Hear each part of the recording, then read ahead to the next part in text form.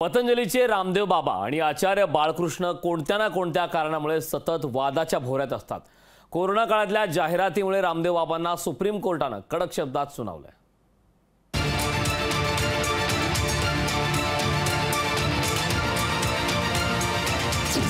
पतंजलीच्या रामदेव बाबांना सुप्रीम कोर्टाने झापलं।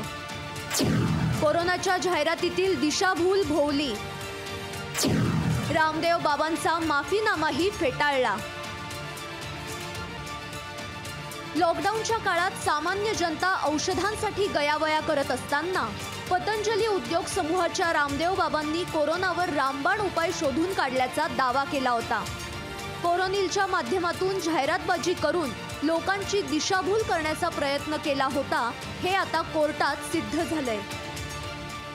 रामदेव बाबांच्या कोरोनिल विरोधात इंडियन मेडिकल असोसिएशननेही सुप्रीम कोर्टात दावा ठोकला होता। ॲलोपॅथी औषधांपेक्षा पतंजलीच्या आयुर्वेदिक औषधांनी कोरोना बरा होतो असा खोटा दावा रामदेव बाबांच्या कोरोनिलच्या जाहिरातीतून करण्यात आला होता।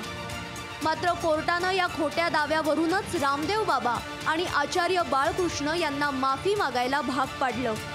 अखेर कोर्टाने या दोघांचा माफीनामाही फेटाळून लावलाय आणि आता आम्ही निर्णय देऊ त्या कारवाईला सामोरे जा असं सांगितलंय। टीव्हीवरच्या जाहिरातींवर सामान्य लोकांचा विश्वास बसतो, त्याचाच फायदा घेऊन काही जण अनेक खोटे दावेही करतात। रामदेव बाबांसारख्या पतंजली संस्थेच्या या खोट्या दाव्यांवर तेव्हापासून अनेकांचा आक्षेप होता। त्यामुळे राजकीय वरदहस्त लाभलेल्या रामदेव बाबांना आता कोर्टानं चांगलीच चपराक दिलीये। अक्षय मावळे, लोकशाही मराठी, मुंबई।